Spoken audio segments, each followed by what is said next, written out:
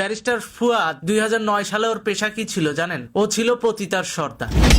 আমার কথা না, ওই সময় পত্রিকায় নিউজ এসেছিল এবং র্যাবের অভিযানে এই লোক ধরাও পড়েছিল।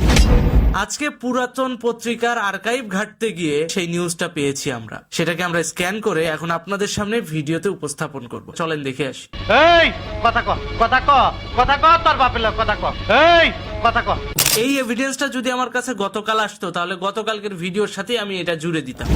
যত দালাল, সুদখোর, ঘুষখোর, ধর্ম ব্যবসায়ী, এগুলো হচ্ছে এখন আমার দেশের রাজনৈতিক নেতা, এগুলো হচ্ছে আমার দেশের শাসনকর্তা। তাহলে এরা ভবিষ্যৎ বাংলাদেশকে কোন দিকে নিয়ে যাবে এবার বুঝেন।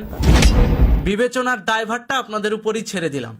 রাজনৈতিক নেতা নামধারী কোন নারী পাচারকারী ব্যক্তির হাতে বাংলাদেশ কখনোই নিরাপদ ছিল না, নিরাপদ নাই।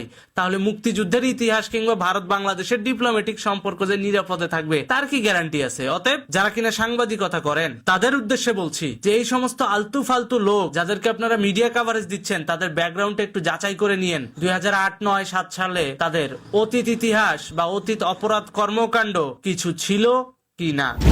একটা মানুষকে কভারেজ দিচ্ছেন শুধুমাত্র টিআরপি আর পয়সা কামানোই যদি আপনাদের উদ্দেশ্য হয়ে থাকে তাহলে আমি বলবো ভাই আলু পটলের ব্যবসা করেন, সাংবাদিকতা করার দরকার নাই। গণমাধ্যম এবং রাষ্ট্রের চতুর্থ স্তম্ভ হিসেবে এটুকু আপনাদের কাছে প্রত্যাশা থাকবে যে যাকে আপনারা মিডিয়া কভারেজ দিচ্ছেন সেই লোকটা ভালো না খারাপ, তার অতীত ব্যাকগ্রাউন্ডটা কি, এটা একটু আপনারা একটু যাচাই করবেন।